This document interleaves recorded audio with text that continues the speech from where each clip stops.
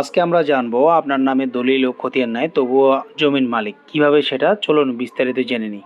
বিষয়টা হচ্ছে এমন, ধরুন আপনার বাপদাদার নামে দলিল ও খতিয়ান করা হয়েছে আর সেই সূত্রে আপনি এই জায়গার মালিক। আমার কথাটি আপনার অবিশ্বাস্য মনে হলো, এটি বাস্তবতা। এখন প্রশ্ন হলো আপনি এটা কিভাবে আপনার নিজের মালিকানায় আনতে পারবেন। চলুন করণীয় বিষয়গুলো জেনে নিই। প্রথমত আপনাকে সিএস, আরএস, পিএস বা এসএ, বিএস ইত্যাদি সইমুরি খতিয়ানগুলো সংগ্রহ করতে হবে। দ্বিতীয়ত আপনাকে দেখতে হবে এসব খতিয়ানের মধ্যে আপনার বাপদাদার বা ওয়ারিশের নাম কোন খতিয়ানে পেয়েছেন।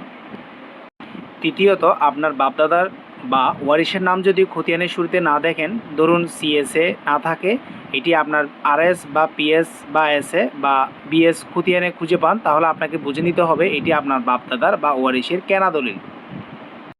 চতুর্থত, যদি কেনা দলিল হয়ে থাকে তাহলে জরিপ খতিয়ানের মালিকানা দেখে তার আগে দলিল তল্লাশি দিতে হবে অথবা ড্রাফট বই দেখে দলিল বের করতে হবে। পঞ্চমত, ওয়ারিশ সূত্রে যদি খতিয়ানের মালিকানা আসে, গ্রামে হলে ইউনিয়ন কার্যালয় এবং শহরে হলে কাউন্সিলর কার্যালয় থেকে ওয়ারিশ সনদ সংগ্রহ করে আপনার ভূমি অফিসে গিয়ে আপনার নামে নামজারি করতে পারবেন।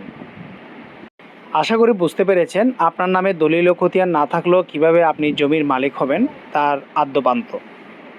এইরকম নিত্য নতুন ভূমি ও দলিল সংক্রান্ত তথ্য পেতে আমাদের পেজটি লাইক, কমেন্ট ও সাবস্ক্রাইব করে পাশে থাকুন। ধন্যবাদ সবাইকে।